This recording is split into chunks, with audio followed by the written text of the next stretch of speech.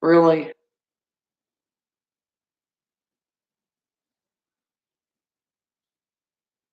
This camera looks awful right now.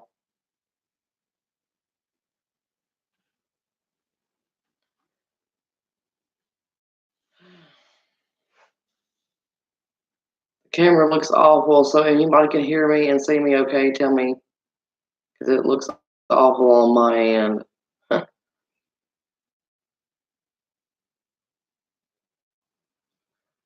But shows one person, needs some more people.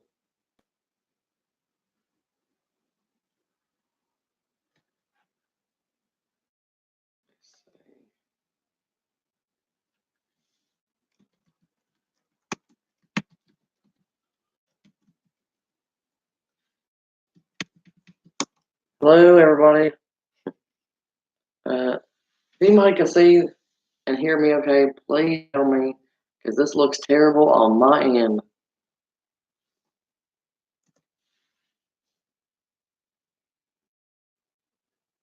Trust if anybody else comes in here so I can talk about what happened today.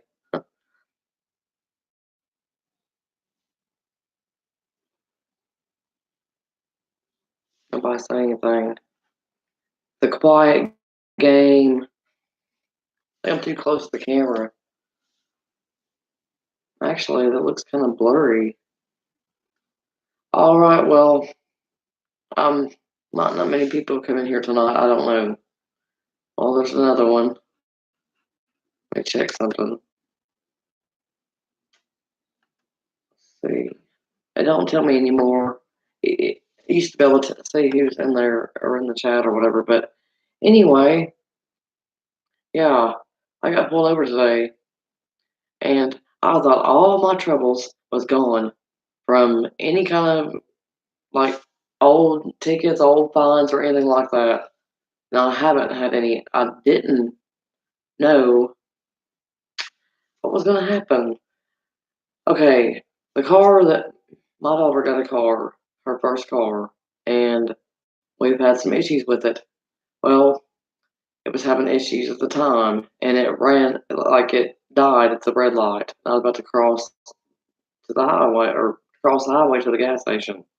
Well, when I tried to, it literally died at the light. The light turned green, and I seen the cops back there parked in the church anyway. And I said, I know something's gonna happen. I already know, but I wasn't scared, because I haven't had any warrants on me. I'm not even on papers anymore. I've been on papers for like I don't even know what, almost 3 years. Anyway, and of course, everybody gets nervous when they get pulled over, no matter what. I don't care who you are, you're gonna be nervous when you see blue lights. But the guy comes up, and he's being a smart aleck when he first pulls up, or when he comes walks up to the door. He's like, um, "We see your license and insurance." He didn't say registration, all that stuff. Well, I said, "I don't have insurance. I'm not gonna lie, I don't have insurance yet. We just got this car, but here's my license." He runs it through and he tells me my license is expired. I said, "Okay, sir, my license." I'm trying not to get smart with him and everything. I said, "My license are expired my birthday this year. Can you look right there?" And he seen it, but he was like, it's supposed to be 20. This says 2018. I said, "Sir, it says 2019." Finally, he got off that subject. But then he says, "Your license are suspended." And I said, "Can you tell me what for?" I mean, I started really tripping out because, I mean, I had that taken care of a long time ago, and it took me a long time to get my license back. A long time. And when he told me that, I was like, I was just trying to think all around, like, what did I do? I mean, did I run a light somewhere that has a camera or something? I don't run lights though. I mean, that's the thing. I'm thinking about everything. I couldn't think of not one thing. Well, he never told me. They know. I don't care what they say. They know. They got it in the computer. But I called the DMV afterwards to find out what it was. But he could have got me for no insurance, and they're actually supposed to lock you up here in this state. I don't know about anybody else, but you're supposed to get locked up for driving to suspend the license. Well, They didn't lock me up. He gave me a citation for it. And, well, long story short, I found out that it was to do with possession. I had a possession charge. God, tell me that. Yeah. I had a possession charge, but I set it out in the city. The county here, you cannot sit out. Um, like you have to bond out. If you have a bond, you bond out or whatever. You can't sit out $25 a day like you do at the city. Well, anyway, I set that out a long time ago. The possession. It was I had uh I think I mentioned in my video before that I had panic attacks and I had two nerve pills, but I had it in one of those other things like a pill holder or whatever. I had to have it in this bottle. Well, I didn't know at the time that you couldn't do that. You have to have it in your regular bottle. They changed the law now. Well, here in Mississippi.